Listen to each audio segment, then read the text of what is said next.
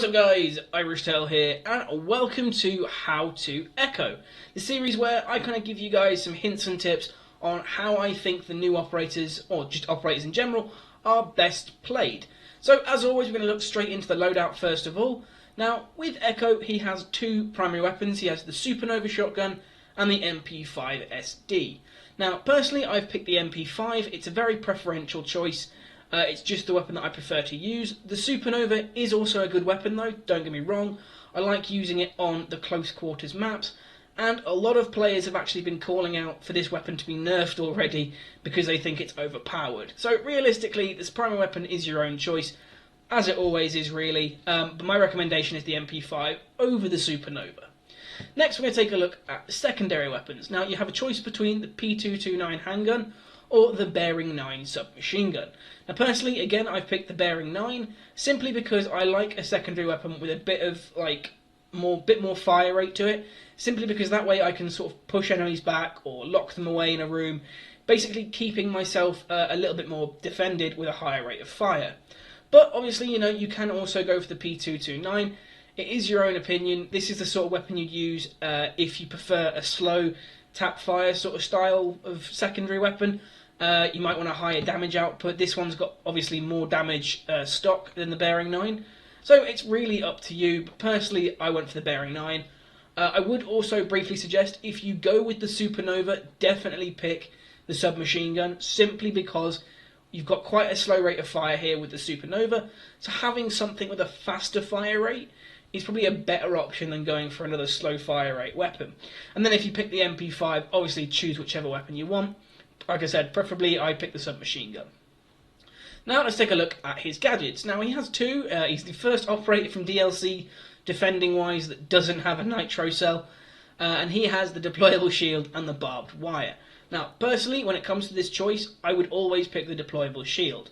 The reason for this is because of the way the Yokai drone works for Echo. I think that the deployable shield is probably his best asset. So in my opinion, you should pick this. But as I've always said, when it comes to loadout, everything is your own decision. You don't have to stick to what I say. It's not set in stone. Everything is your choice. Now let's take a look at the headgear for Echo. So he comes with the default, which is kind of like this nice mask that he's got over his face. The season pass holders get the Venom mask, which is this little like sort of fangs on it. It's a bit interesting. And the Red Crow headgear is kind of like this snake sort of skin style camo, maybe like an urban style camo, depending on what you want to call it. But that's the skin. Personally, I like just the standard default skin. I'm not too keen on the other two, but as always, my own preference. Now we're going to move on to the new thing they've added in, which is uniforms. So Echo comes with the default police blue uniform. He then has the airborne attire, which is sort of a bit more black and dark. And then we have the SAT paratrooper for 18,000 renown, as you can see here. Personally, I'm not keen on this. I think the season pass one is probably the nicest of the three, but the blue one's not too bad either when it actually comes down to it. So that's everything we get here. Now we're just going to quickly just flick through the bio. Obviously, as always, you can pause to read this yourself.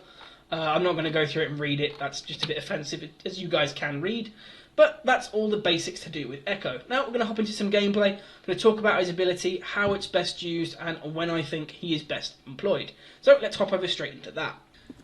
Okay, so Echo's ability is the Yokai drone. Now essentially you can view this as the defending side's version of the Twitch drone.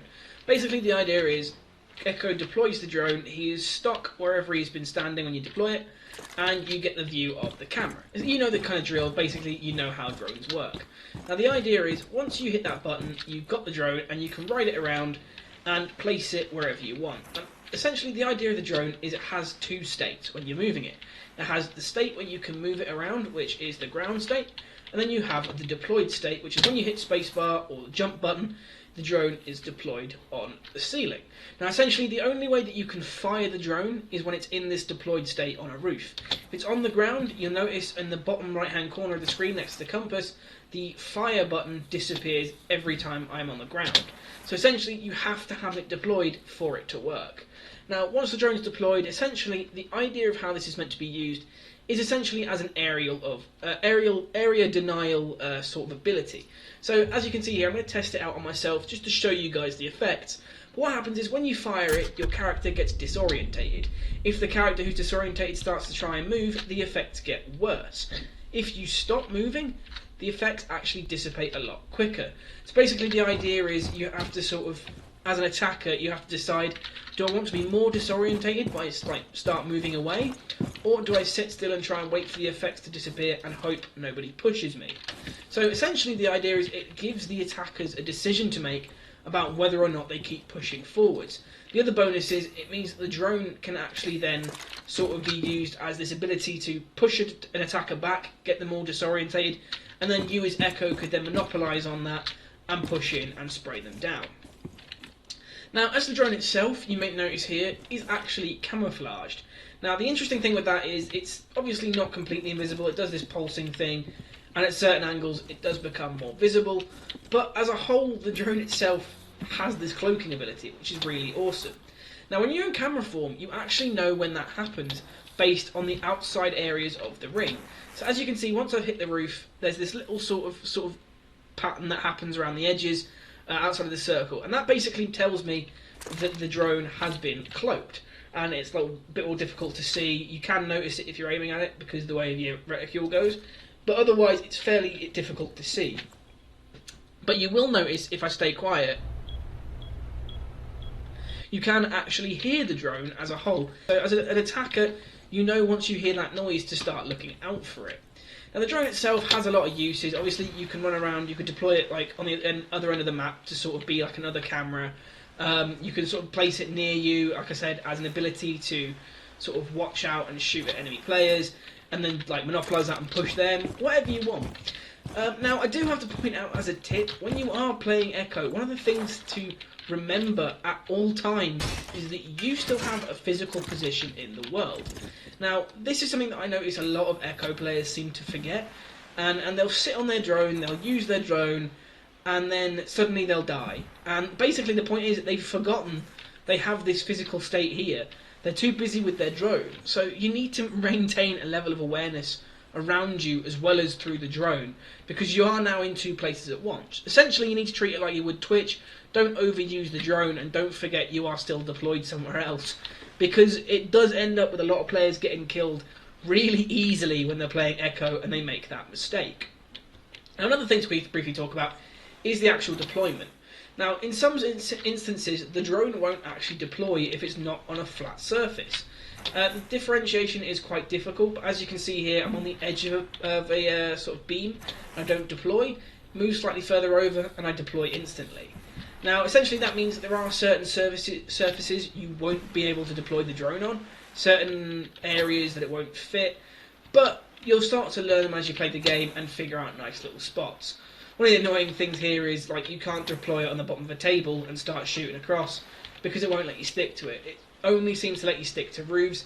I did sit around and try that for a while in different locations, but as far as I can tell, you can't deploy it anywhere else but on a roof, or sort of a beam attached to the roof.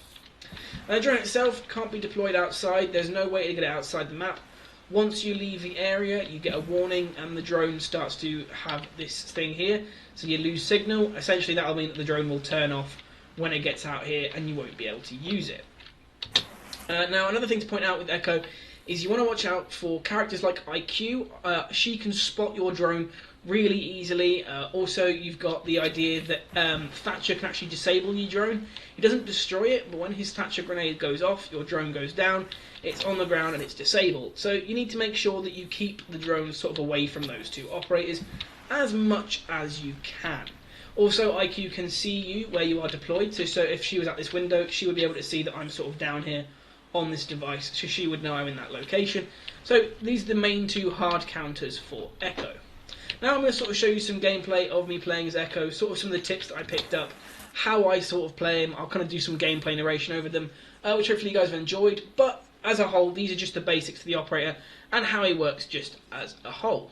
Okay, so in this first clip, you can sort of see I'm playing Echo, and essentially I've chosen a location on the map where I kind of know that enemies won't be checking. And that's one of the main things to remember with Echo, is always deploy your drone when you're in a location that's either protected or less likely to be checked.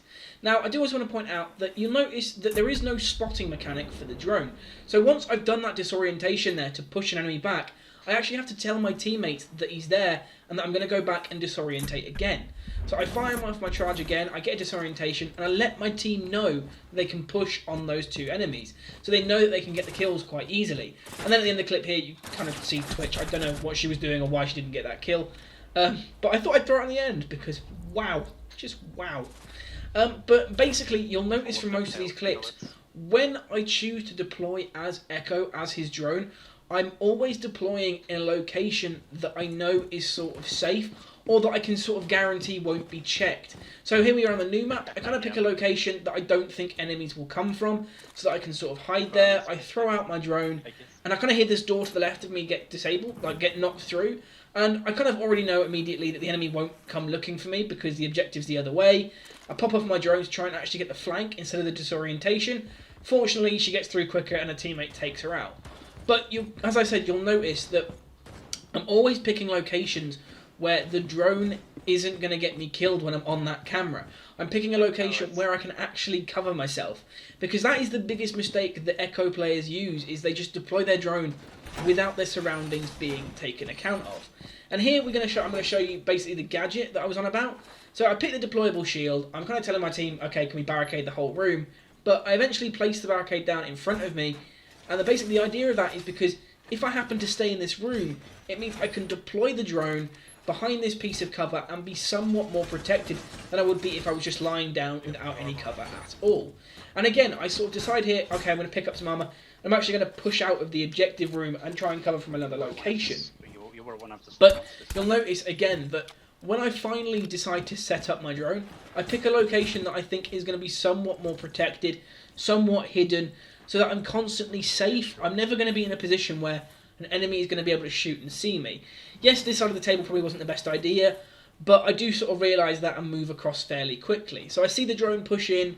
Again, I'm communicating to my teammates because I can't ping anything, and I move to a different location. And again, I get behind cover and I set up the drone. Now, one of the main things you have to remember with this class is because you can't tell your teammates with like the spotting button or anything like that, or the marking button, you should only really pick Echo if you're willing to talk to your teammates. Another cool thing that you can actually do with the Echo drone is you can stop enemies from deploying their abilities. So if you see an enemy who is about to, say, plant a thermite charge on a wall, or a breaching charge on a wall, or like they're going to start trying to defuse like a bomb, you can fire the drone at them and it actually stops them mid-action so they can't continue to deploy.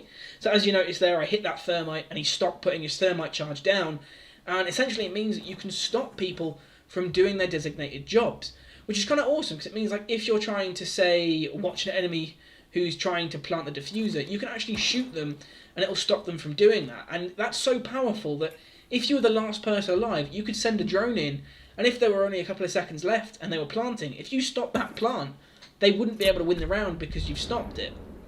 Obviously there you kind of notice you can't take off remote charges, so obviously Habina's charges can't be taken down, can't take out Ash's charges, the sort of the remotely deployed things you can't destroy, but obviously if they've been directly placed, you can stop that action. And now here in this clip, I sort of hit Tachanka, that here Montagna.